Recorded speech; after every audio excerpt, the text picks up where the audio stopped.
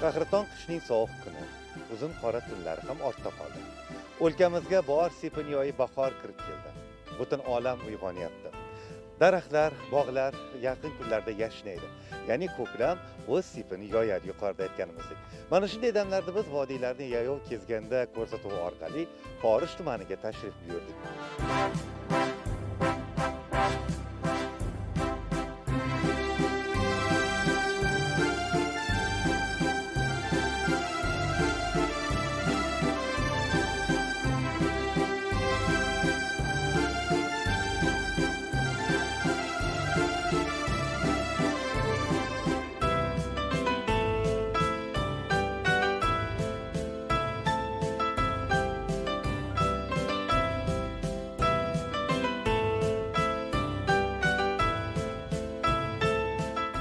Ijodiy jamoamiz bilan Forish tumaniga bir necha bor kelganmiz va har doim mana shu Qoratosh qishlog'idan o'tganmiz.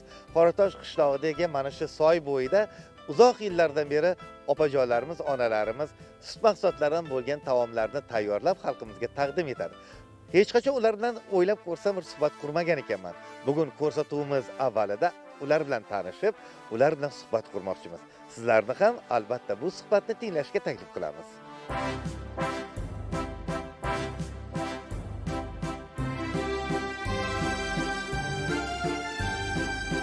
Yuqorida aytganimizdek, mana shu onajonlarimiz uzoq yillardan beri mana shu yerda savdo qilib, tabiiy toza mahsulotlarni shu yo'lovchilarga ilinishadi. Bu azaldan bu odat bo'lib kelyapti, to'g'rimi? Nima mana sutli mahsulotlardan nimalar tayyorlagansizlar hozir? Hozir makkaydan go'ja qilamiz. Oq makkayi, sariq makkayi, bug'doylidan. Keyin xamirli qilamiz orada, guruchli ayron pishiramiz. Hozir bu nimadan? Bu hozir mana bu sariq makkaydan. Sariq makkaydan. Qanday tayyorlanadi bu? Juda ham shirin o'xshaydi. Oddiy sariq makkayni olamiz bozordagi. Buni o'zimizni keliga solib tuyamiz mana. Aha. Tuyamiz. Tuygandan keyin buni paqirga solib o'zining suti chiqadi makkayning. Buni bir 15-20 marta suzdiramiz. Elakda qipig'i qoladi, paqirni ko'tida makkay cho'kib qoladi. Va o'zining chiqqan sutiga suv aralashtirib suzdirib, keyin kelida qolgan cholasini yana xontaxtani ustiga to'kib bittalab teramiz. Mana 1,5 qop ketadi-da, bo'lmasa chiroyli chiqmaydi termasangiz.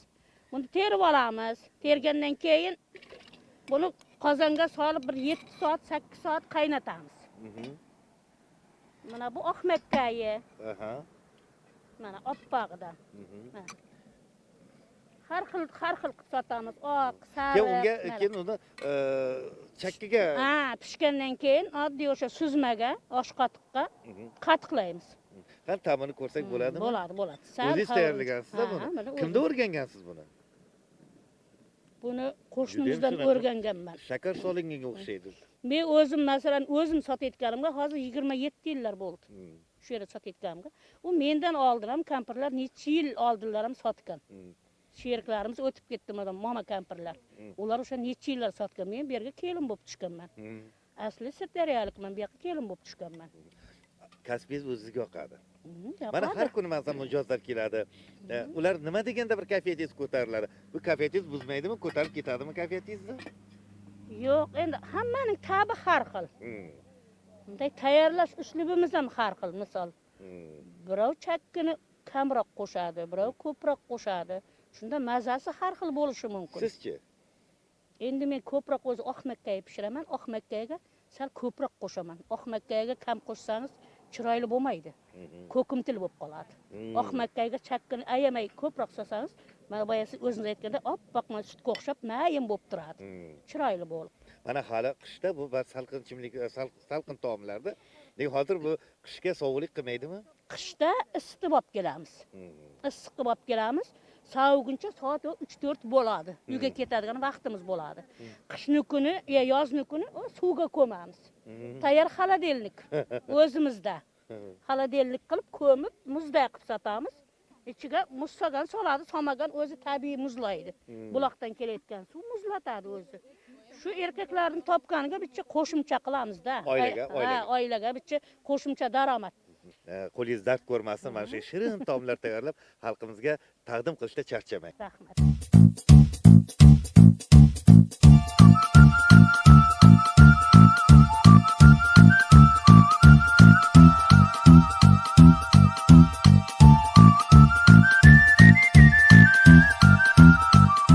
Forishli qishloqlari boshqa tuman qishloqlaridan farq qilmaydi. Lekin ularning bitta farq qiladigan jihati nomlanishi. Masalan, Garasha, Bolamon, Anamuna, Osmonsoy kabi nomlarni boshqa joylarda uchratmaysiz. Ularning nomlanishining o'zi yo'q, insonlarning, kishilarni o'ziga jalb etadi. Mana Anamuna qishlog'ining mana oqsoqollari har doimgi to'planadigan joylarda mana shu qishloqning baland bir nuqtasida turibdi. Ular bilan tanishamiz va mana shu qishloqning nomlanishi haqida so'raymiz. Assalomu alaykum. Juda ham chiroyli ekanda qishloq. Ayni paytda mana bahor bo'lsa ham lekin qor ketmagan. Mana qirlarda, tog'larda oppoq bo'lib odamni o'ziga jalb qilib turibdi. Qishloqning Anamuna deb nomlanishiga sabab nima? Bu qanday kelib chiqqan bu nom?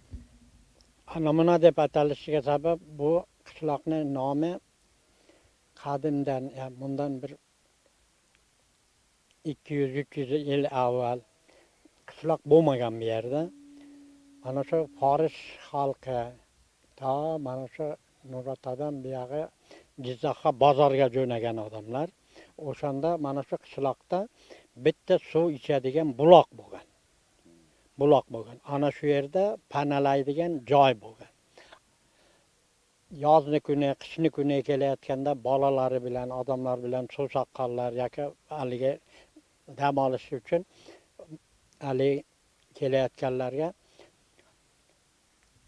ana degani bu ko'rsatish. Ana degani ko'rsatish, buna degani muna soyalaydigan, panalaydigan joy.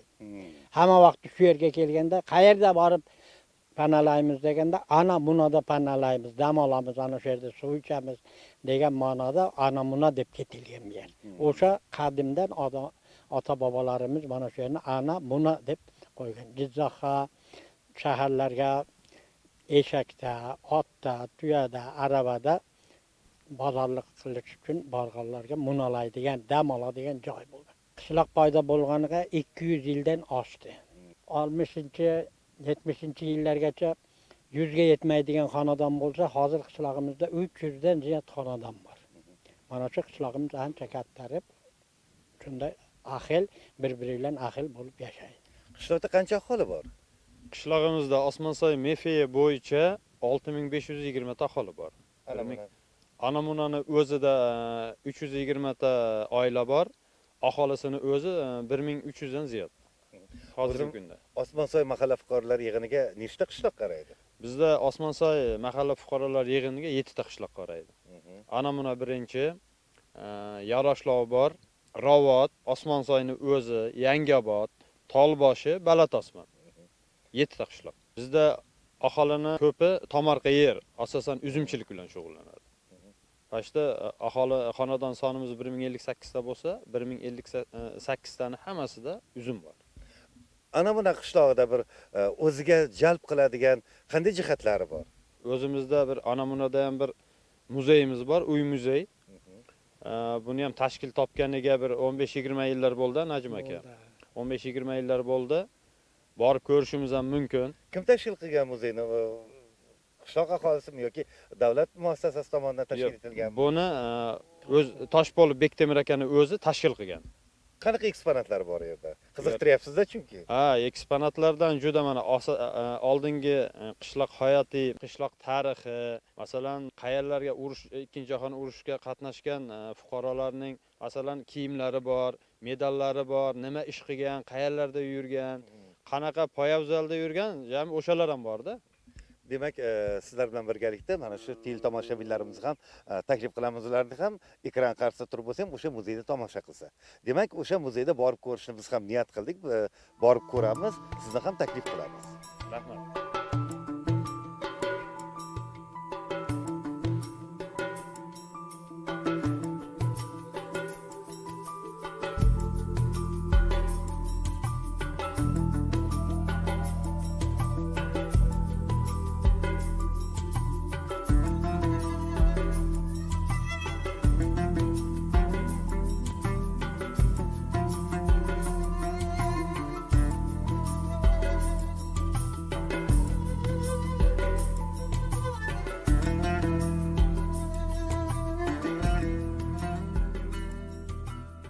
Anamuna qishlog'ida mana shunday mo'jaz muzey borligini tasavvurimizga ham sig'dirmagan edik.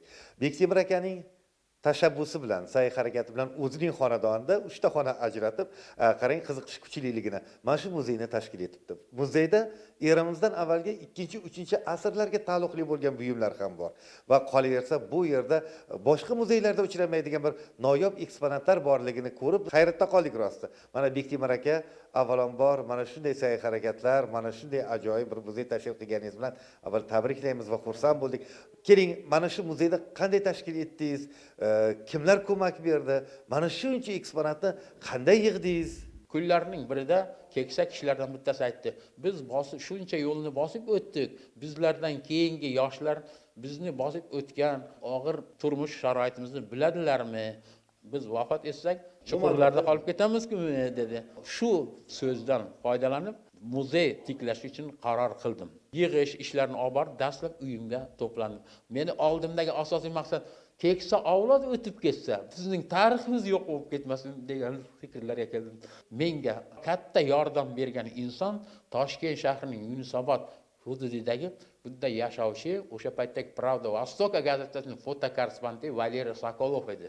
Har bir inson o'sha paytdagi menga ma'lumotni yetkazib berish uchun, demak, nomim qolsin deb, bosib o'tgan yo'lim qolsin deb ma'lumotlarni berdi.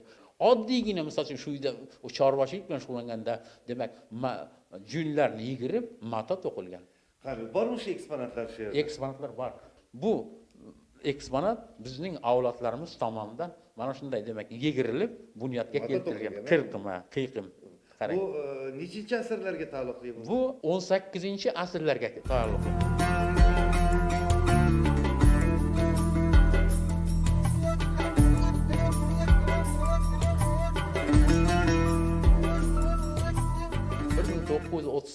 yil Ikkinchi jahon urushining boshlanishi. Bizni qishlog'imizdan urushga 50 kishi ketgan. Yosh yigitlar. Mana shu yigitlardan 26tasi qaytib kelgan, 24tasi qaytib kelmagan. Sobiq ittifoqning g'arbiy tomonidagi Ukraina, Belorussiya va Moldaviyadan bosib kelayotgan paytda dushman zavod fabrikalar sobiq ittifoqning ichkari tomoniga ko'chirilgan. Mana shu paytda mening otam ham yoshi keksa bo'lgani uchun 1895-yilda tug'ilgan, Rossiya mamlakatining Omsk shahrida g'arbdan ko'chirib kelgan zavod fabrikalarini tiklashda faol ishtirok etgan. Ana shu paytda hozirgidek oyoq kiyimlar yo'q edi. Mana bu yerdagi tasvirdagi, demak, oyoq kiyim bu toshkalish deb yuritilgan. Qarang, avtomashinaning pokrishkasidan tayyorlangan, sharoitga mos holatda. Mana bu oyoq kiyimni kiyish uchun o'sha paytdagi insonlar, demak, jundan to'qilgan paypoq kiyilgan va uning ustidan paytava o'ralgan. Mana ikki tomondan, demak, mana 4 ta temircha bor. Ruschasiga aytganda lyamka deymiz, ip bog'langan. Mana shunday holatda. Mana bu yerda hozir sartaroshlarning bu 18-asrdagi holatini ham ko'ryapmiz. Shu buyumlari ham bor ekan. Buni qayerdan topgansiz? Bu bizning qishlog'imizda Eson bobo bo'lgan. Demak, Guli o'g'li Eson bobo.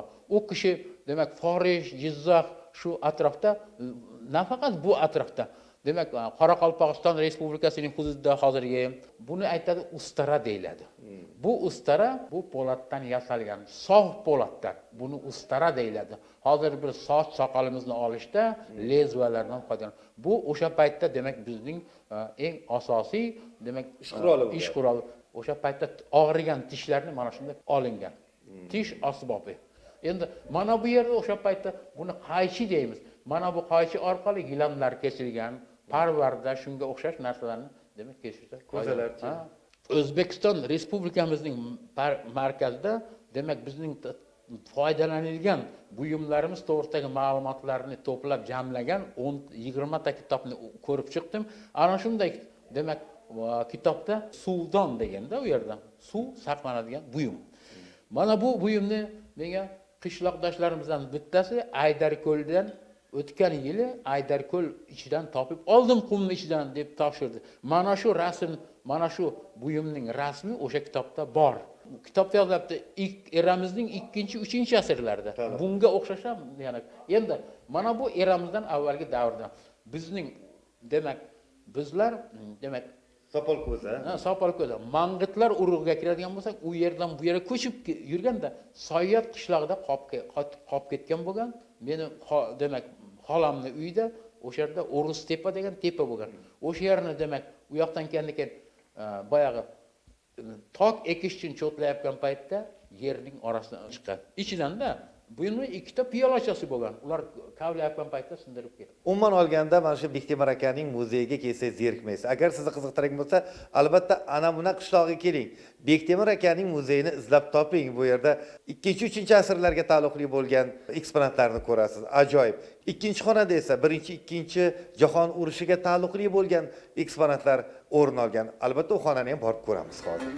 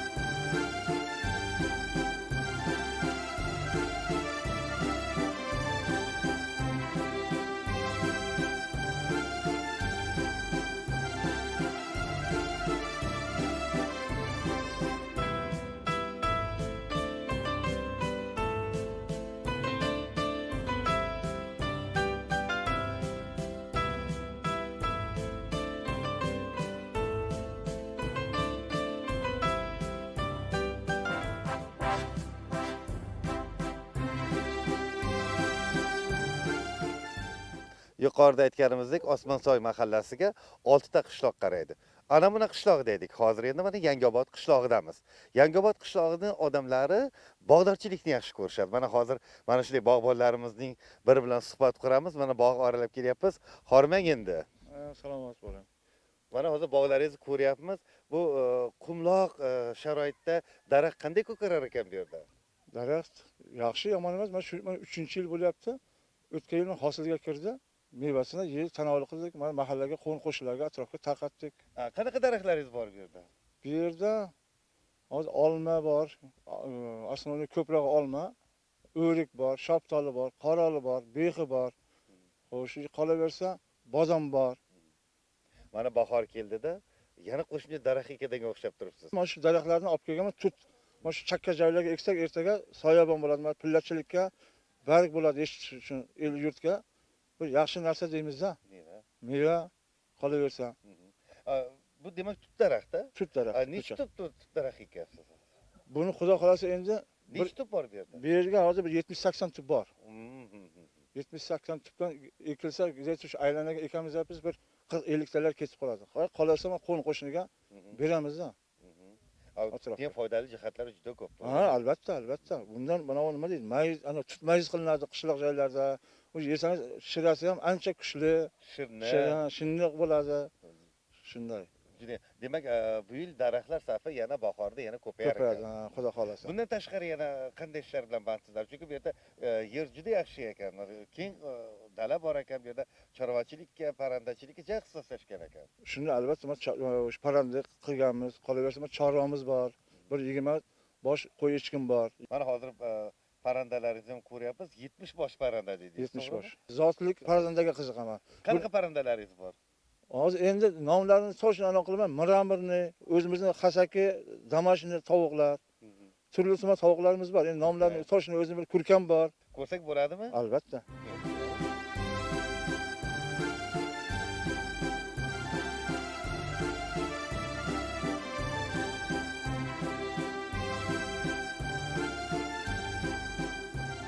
Mana hozir parrandalaringizni ko'ryapmiz. Mana shu parrandalaringiz navi qanaqa bu? Bu parrandamizning navi Miramir deydi mana. Miramirni mana bu, ha. Mana bu xo'rozlar shundan charchib o'zgarish borda, buni qarang. Unga qarang, lekin o'shanga tortyapti. Mana bu parasi shu tovuq mana. Bu qayerdan olib kelgansiz bu navni? Bu navni o'zim shu bozordan surishtirib, izlashtirib, og'in qarindoshlardan topib olganman. Qiziqish kuchliligidan. Yuqorida mana ana buna qishlog'ida muzey tashkil qilgan, mana shunday bir qiziqib bir muzey qilgan odamlar bilan tanishdik, o'zi suhbatlashdik. Sizni mana parranda bilan qiziqishingizni ko'rib biz xursand bo'lyapmiz. O'zi umuman forishliklar juda ham mana shu nima deydi, nimagadir hobbisi bor odamlar ekanda. Ha, to'g'rimi? albatta, shunday. Bu Miramir degan parrandani qani qo'lga o'rgatilganmi bu? Qo'lga keladi. Donchi.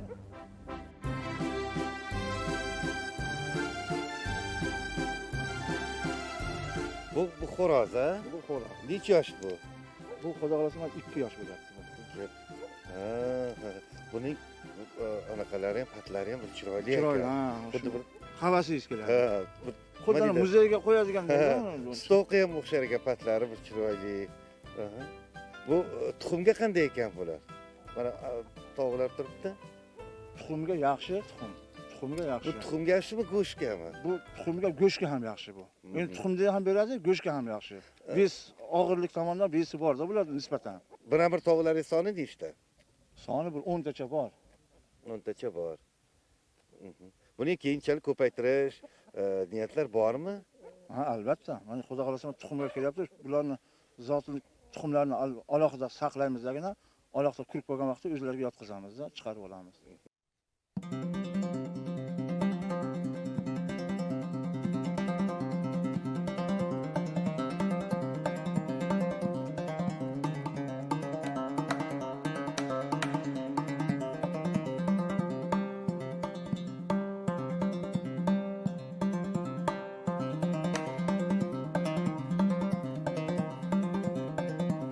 Mana ayni paytda cho'ponlarimiz bu yilgi to'l haqida, chorvani va bu yilgi mavsumi haqida gaplashib turibdilar. Ayni paytda mana shu Forish yaylovlarida qo'y qo'zilar mazza qilib o'tlab yuribdi. Umuman Forish deganda ko'z oldimizdan chorva o'tadi. Asosan forishliklarning daromadi chorvadan, to'g'rimi? Ayni paytda bu yil bahor chorva uchun qanday keldi? Bu yil chorva uchun juda yaxshi keldi. Mana chorva hozir mana ayni qo'zilotish mavsumi, qo'zi olish ob-havo qanchalik yaxshi kelsa, chorva betalofat o'tadi. Asosan bizni Osmonsoy mahalla fuqarolar yig'inini asosiy dehqonchilikga tok bo'ladigan bo'lsa, ham chorva bilan shug'ullanadi. Mana shu Osmonsoy mahalla fuqarolar yig'iniga qarashli tadbirkorlarimizni, ya'ni fermerimiz, tadbirkorlarimizni bu yilgi mana qish mavsumidan chiqib olib, hozir to'l mavsumini olib boryapti. Bu cho'ponlarga men to'l mavsumida omad tilayman. Tadbirkorlarga bundan ham ob-havo yaxshi bo'laversin. Agar yog'ingarchilik qanchalik ko'p bo'lsa, o't shunchalik serab bo'ladi, chorvaning yili kelgan hisoblanadi. Qish qanday bo'ldi bu yil? Og'ir kelmadimi? Qish bu yil og'ir kelmadi. O dekabrda biroz haligi bo'ldi, keyin yaxshi bo'ldi. Bu yil yaxshi keldi. Chorva uchun yaxshi bo'ldi. Lekin yog'ingarchilik ham normalni bo'ldi, yaxshi. Chorva uchun asosan mana shu yog'ingarchilik qancha ko'p bo'lsa, chorva shuncha rivojlanadi. Chorvani albatta yaxshi bo'lishi o'to'langa bog'liq. Mana shu Forish cho'llarida qanaqa o'to'lanlar bor? Mana shu oziqalar bor. Mana shu chorvaga. Chorvaga endi bu yerda asos qovul, shivoq, Bu juda foydali. yantoq juda foydali chorva uchun. Hozir to'l olish mavsumi ekan. Qanday bo'lyapti u? Yaxshi, hozircha to'l olish mavsumi. Qachongacha davom etadi? Bu endi mart oyining oxirigacha davom etadi. Xudo xolasa mart oyida tugallaymiz to'lni. Mana kelin oyog'idan, cho'pon tayog'idan deydi bir maqol bor. Mana hozir ayni paytda yaylovda o't bo'lsa ham chorvani boqish oson emas, juda ham tezlikda ketadi. O'rgatganmizda tovushimizga, shu tovushimiz bilan qaytarib olamiz uni. Harakat qilamiz, orqasidan yurish kerak, hammasi mehnat. Ota-bobomiz qilgan haligi mehnat bu. Shuni davom etkizyapmiz biz. To'l mavsumida cho'ponlarga ozgina qiyinchilik tug'diradi. Chunki yaylov keng. Yaylov keng bir chuqurning ichida boshqa yerda tug'ib qolib ketmasin deb, bu tadbirkorlar, cho'ponlarimiz ana shu molni orqasidan nazorat qilib, doim kuzatib turadi. Kuzatuvsiz qoldimi, bolasini tashlab ketib qolishi mumkin yoki onasi bilan qolib ketishi mumkin dalada. Agar dalada qolib ketsa, uni it qush kechasi nobud qiladi. Bir kunda necha kilometr yurasiz? Bir kunda 20-25 lar yuramiz. Kilometr. Bu albatta o'rganib ketgansiz-da, bu albatta zavqli bo'lsa kerak bu. Keng dalada, toza havoda. Qiyinchiligi ham bor, zavqi ham bor shunday. Respublikamizning turli viloyatlaridan kelib mana shu Forish yaylovlarida boqilgan molni sevib olib ketadi. Chunki bular oyoqda yurib semirgan. Bir yerda boqilgan mollarga nisbatan oyoqda yurib semirgan molni go'shti yaxshiroq bo'ladi. Shirin bo'ladi. Shirin bo'ladi. Mana ayni paytda yuqorida aytdik, to'llash mavsumi, yana buni ustiga bahor, ob-havo yaxshi, o't-o'lan yaxshi. Mana qo'ylaringiz birpasda katta yaylov bo'ylab yoyildi. Biz sizlarga xalaqit bermaylik, ishlaringizga omad tilaymiz.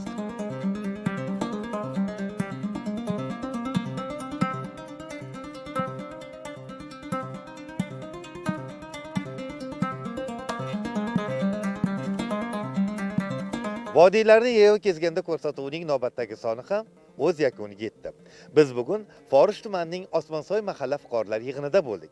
Samimiy insonlar suhbatidan bahramand bo'ldik.